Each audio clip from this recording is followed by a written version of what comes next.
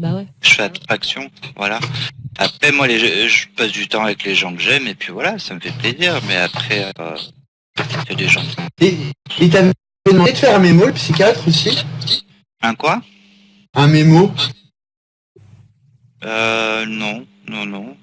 C'est Un pas mémo Non, par parce que rapport à quoi? je vais Mhm. raconter facilement, parce que moi, il me l'avait dit de toute façon, que je racontais facilement tout ce que j'ai vécu, tout ça, donc... Bah moi c'est peut-être parce que je suis plus jeune, c'est peut-être pour ça qu'il m'a demandé de faire un mémo. Si, Et Et moi j'ai fait Elle est jeune, t'as quel âge, toi, Yasmine? À 20 ans, non? 24 ans, 24 ans 24 ans 24. Ouais. Ouais, elle est jeune. Et j'ai fait mon mémo de 2 pages. Et, j'ai Ouais. expliqué comme quoi, pourquoi j'étais comme ça depuis l'enfance, que comme quoi, pour moi, tu dois quand raconter ta vie. Ouais. bah t'es obligé ouais. de faire. Mais par rapport à ça, tu racontes ta vie, mais tu parles par rapport à ta, ton à ton mal-être. sexualité. Ouais. Voilà, à ton mal-être. Ton mal-être, ouais. Donc j'ai fait ce mémo et j'ai fait une copie pour chaque pour chaque pour chaque spécialiste que je vais voir. Donc j'en ai un pour la psychologue, un pour les deux psychiatres, un pour l'andricologue et un pour le chirurgien. Mais je sais pas s'il y en a besoin pour le chirurgien. Bah si, les trois ils veulent savoir. Moi Morel quand il m'a vu, il m'a demandé, enfin il savait déjà mon dossier, enfin il avait déjà mon dossier, mais il m'a redemandé quand même parce que ce qu'ils veulent, eux ils veulent voir si tout concorde bien dans ce que tu dis. Mais t'es obligé de faire ça à l'écrit. T'as des entretiens, ça suffit pas. Tu mettais ta voix. Moi Bah je t'as l'ai des pas fait. entretiens. Bah après moi j'ai parlé avec le psychiatre, mais c'était la première, et là je vais parler avec la psychologue, et peut-être avec la parce que des fois avec les femmes, t'as plus de facilité à parler. Moi j'étais en face d'un homme, des fois c'est un peu difficile. Donc moi je vais voir avec la psychologue, et avec la psychologue peut-être que j'arriverai mieux à parler, parce que moi les hommes c'est mal, hein. C'est pour ça c'est pour ça aussi qu'il t'a demandé à l'écrit, c'est parce que t'avais du mal, il a dû voir que t'avais du mal à t'exprimer avec lui, quoi. Je pensais ça. Ah, possible, Tina, ouais. Parce que moi j'ai un pote à moi, il me dit ouais, moi j'ai des copines à moi, donc des copines qui voulaient devenir des transsexuels, il m'a dit elle se fait recaler, mais moi je lui dis écoute, tes copines et moi c'est pas la même chose. Moi, elle m'a dit, Oui. mais je t'ai dit ils ont fait recaler direct. J'ai dit mais moi il m'a pas recalé direct parce que moi je lui ai expliqué les choses. Je lui ai dit comme quoi j'étais dans une famille de musulmans, que c'était pas évident de s'assumer. Dans ce monde, je vais te dire une chose, n'écoute jamais les autres. À part si tu vois vraiment quelqu'un qui a réussi ou parce que dans ce monde, il y en a plein de putes, parce que les trans, il n'y a pas à dire, mais c'est des grosses putes qui vont dire n'importe quoi. Ça, Tina, je m'en souviens. C'est dans ma tête, ça. Maman, écoute, j'ai rencontré une Tahitienne. Oui, vas-y, dis-moi, Tina.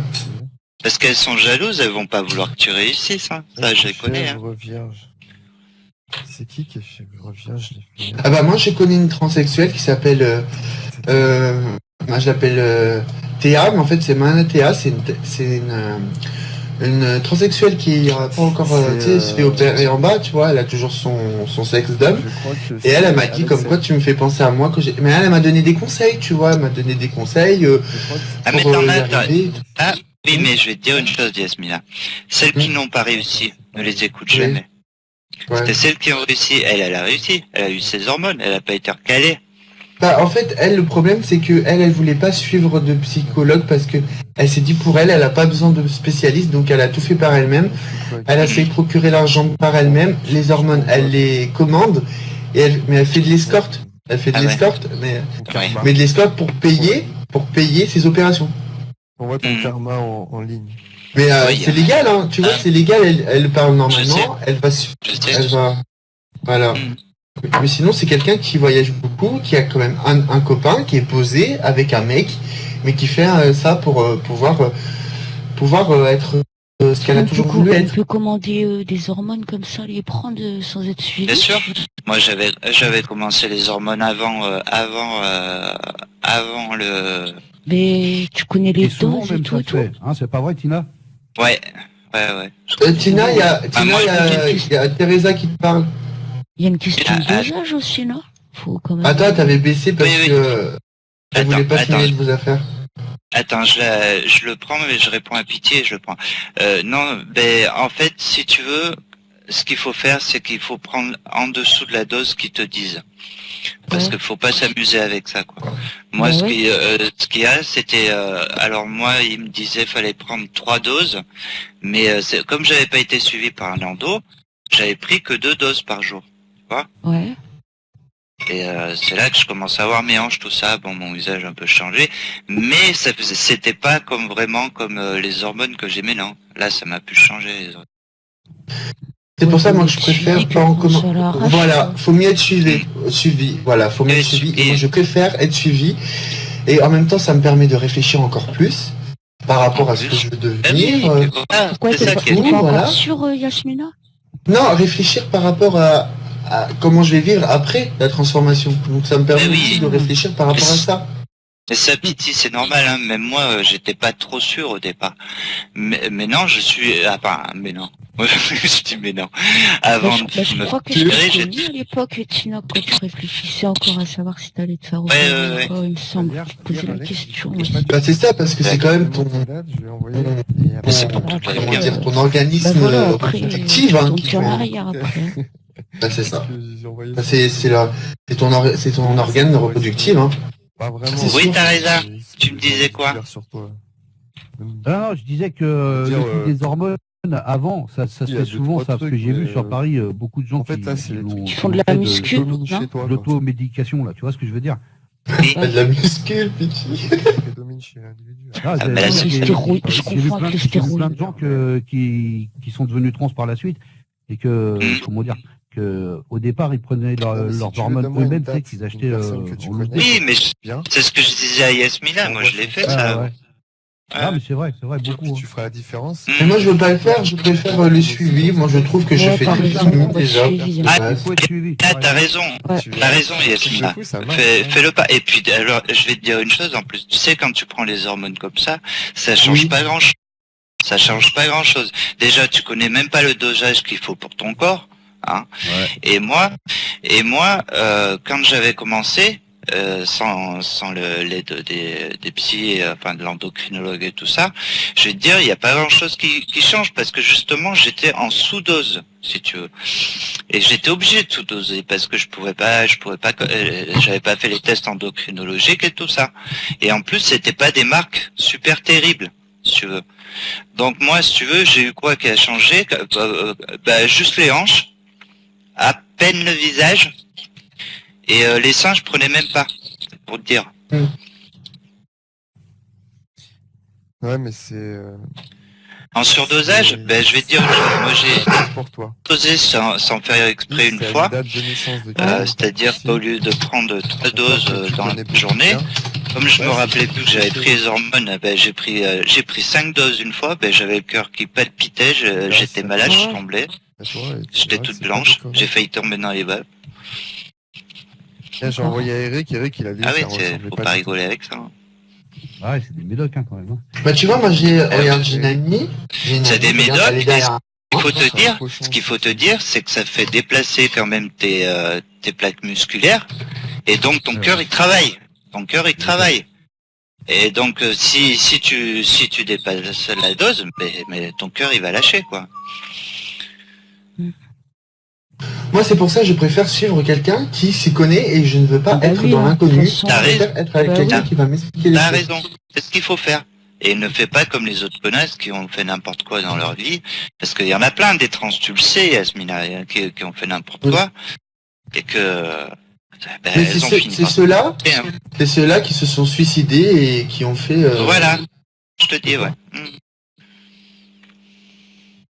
Et toi, Yasmina, je sais pas si c'est une question indiscrète ou pas, moi je sais jamais quand c'est indiscret ou pas indiscret. Ta famille, ils réagissent comment? Ma mère le sait, mon père ne le sait toujours pas, ma soeur le sait. Ouais, mais elle c'est plus dur parce qu'ils sont musulmans, ça fait. En plus, ouais. Tes parents, ils sont musulmans, Yasmina? C'est vrai? Oui. Et le truc, c'est que ma mère, ma mère, en fait, c'est la mère de ma copine, parce que moi je l'ai dit, mes amis le savent tout. Mais la mère d'une copine, je lui avais dit tout, et la mère de ma copine m'a conseillé de prendre ma mère à part un jour et de lui dire directement, au lieu d'attendre, parce que j'aurais rien dit, je serais encore dans la situation où j'aurais rien pris comme rendez-vous. Vaut mieux le dire à ta mère en premier, en fait. Mais je veux dire, ils sont pas mal. On était en train de regarder une émission sur les transsexuels, c'est sur Tellement Vrai, il y a toujours des émissions comme ça. Ouais. Et je dis à ma mère, elle me dit, c'est quand même incroyable, hein. Et ma mère, elle est très humaine, tu vois, elle comprend les choses, elle dit, ils doivent en souffrir et tout. Et moi, ma mère, elle a 62 ans. 70 62. Ah, 62. Et physiquement, elle fait 40 ans.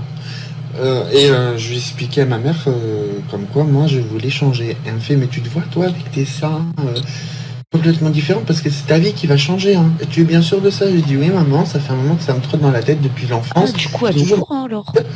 Elle est au courant. Elle est au courant. Bah oui, c'est elle qui aide pour. C'est son père qui est au courant. Ah, son père. Lui, mon père en fait, il pense que je suis juste homosexuel. Il se doute pas que je veux changer, tu vois. Parce qu'il est toujours en train de me saouler par rapport aux femmes, nanana. Parce que lui, il aimerait que je me mette... Il sait pas, tu vois. Lui, il pense que je suis juste homosexuel. Et ma mère, ce qu'elle m'a dit, elle m'a dit donc le fait qu'il va savoir que tu veux carrément changer. C'est pour ça qu'elle me dit quand tu vas faire ça, je préfère que tu partes de la maison. Elle m'a dit tu pars. Moi, ça me rappelle ma soeur. Non, mais c'est vrai parce que... Soeur, au départ, je disais, faut que je le dise à maman. Parce qu'il y a que ma soeur qui était au courant. Elle me dit, un conseil, Tina, quand tu lui dis, mais bah, avec un casque de pierre et tout. T'inquiète pas, mais je lui ai dit, il y a beaucoup. Même mon médecin le sait. Mon médecin, sinon il m'a pris rendez-vous. J'ai demandé à mon médecin, après lui m'a demandé un rendez-vous avec un psychiatre de ma ville, sauf que lui il a peur, tu vois, parce que il y a des psychiatres qui sont vraiment nuls, hein, qui peuvent te faire n'importe quoi. Ah oui, oui. Mon psychiatre, ce psychiatre m'a dirigé vers un sexologue de Clermont-Ferrand. Je vais te dire pourquoi, Yasmina, je vais te dire pourquoi il y en a qui sont nuls. Parce qu'il y en a plein qui sont prêts à jouer les psychiatres pour une transe parce que ça fait bien sur leur CV. Ils se disent, oui, voilà, j'ai soigné une transe, je suis pas n'importe qui, moi, tu vois. Mais c'est des psychiatres que vous allez voir ou des psychologues? Bah, en fait, parce qu'un psychologue, il n'a pas besoin de diplôme pour faire la profession en tant que psy. Non, il faut quelqu'un quand même qui soit expérimenté là-dedans. Tu peux pas aller... Bah, moi, je suis allé voir un psychiatre normal qui m'a dirigé vers quelqu'un qui est... Bisous, Teresa.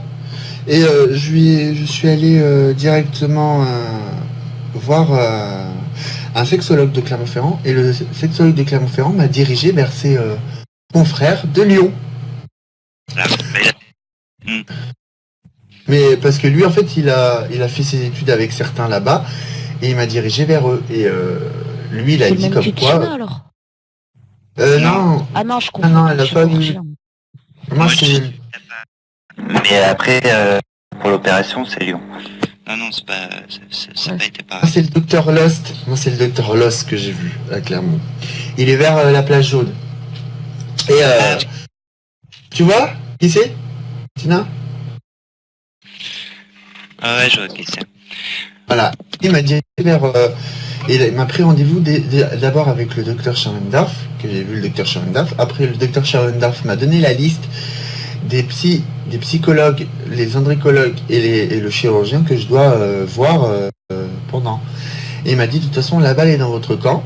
Plus vous prendrez de rendez-vous dans le même jour, mais des fois c'est difficile le même jour parce qu'il y en a qui peuvent pas prendre le même... regarde, moi je voulais prendre lundi, en même temps les deux, sauf que l'autre ne travaille pas le lundi, donc je suis obligé de le voir un mardi.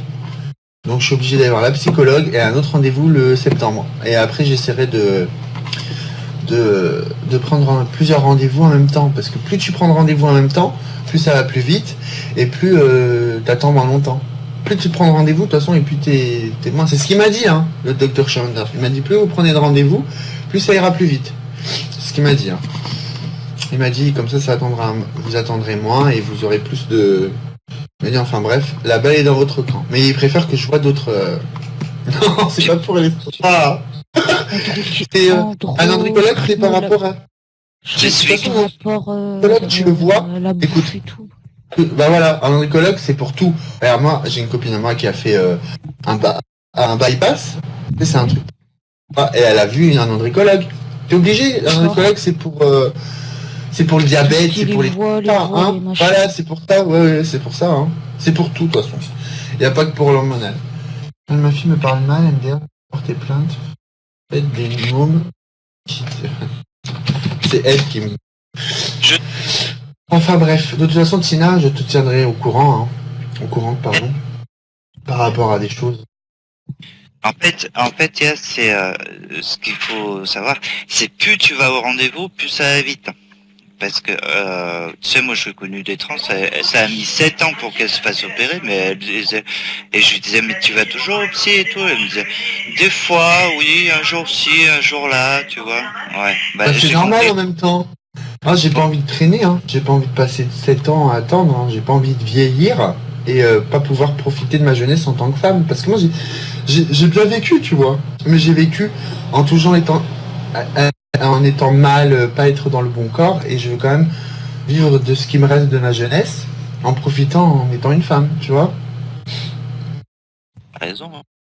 C'est normal. Ma transsexualité, elle s'est déclarée tard, quoi. Tu sais, bon, j'avais le syndrome, mais... Ouais, mais moi, le problème, Tina, c'est que moi, c'est depuis l'enfance. Attends, je vais te montrer une photo de moi quand j'étais petite. Mais le problème, c'est que je pouvais pas le dire. Je pouvais pas le dire, et quand t'es enfant, tu sais pas trop, tu vois. Moi, pour moi, j'étais une fille quand j'étais petite, tu vois. J'étais toujours avec mes copines. Tu sais, tu fais pas attention quand t'es un enfant, t'es innocent, tu sais pas comment est la vie. Enfin bref, et puis moi, après, et puis c'est au bout d'un moment, j'ai dit c'est bon, j'en ai marre de vivre comme ça. Je l'ai refoulé dans un sort. Et c'est énervant de vivre comme ça parce que tu te sens pas bien. Tu te sens pas bien. Et moi, c'est ce que je veux. Et moi, je lui ai clairement dit, hein, au psychiatre Tina, je lui ai clairement dit, moi, je veux pas devenir une femme, excusez-moi le terme, faire ma pute. Je lui ai dit comme ça, hein. On n'est pas là pour ça. Non, mais ce que je lui ai dit, parce que lui, de ce qu'il voit, moi, je dis, je ne suis pas, par rapport à des personnes qui pensent, entre parenthèses, excusez-moi mon langage, mais je ne veux pas devenir une femme pour faire ma pute. C'est ce que je lui ai dit. Pour faire ma pute, faire ma belle, faire la salope ou des trucs comme ça, tu vois, je lui ai dit clairement ça. Mais des fois, ils aiment quand t'es clair avec eux, comme ça, ils comprennent mieux. Et c'est peut-être pour ça qu'il m'a donné la liste. Il a vu que j'étais clair dans ma tête, aussi. Et ça, tu sais pourquoi ils te le disent? C'est pour te tester. Mais il m'a pas dit. Il m'a pas dit, c'est moi qui lui dis, toute seule. Comme quoi, je ne voulais pas devenir une femme pour faire la chienne, en quelque sorte, tu vois. Et sans lui qui me le dise.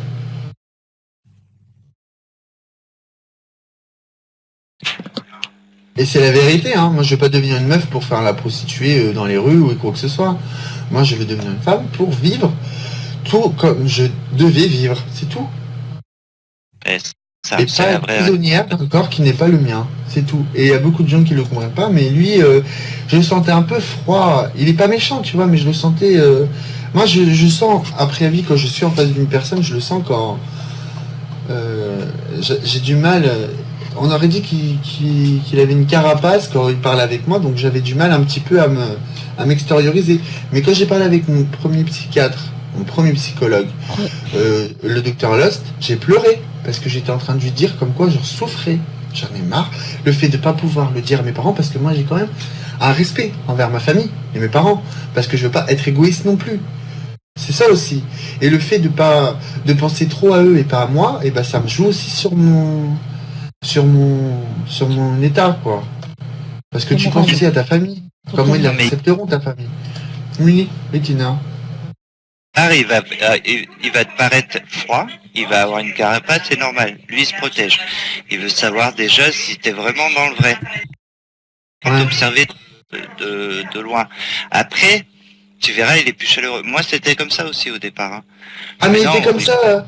Il était comme ça, le psychiatre de Clermont, avant de me prendre rendez-vous. Il a fallu que... Parce qu'il voyait que je craquais pas, il voyait que ça me faisait rien. Donc, il ne donnait pas suite par rapport à d'autres rendez-vous. Et plus je prenais de rendez-vous avec lui, plus moi, je pouvais plus parler avec lui.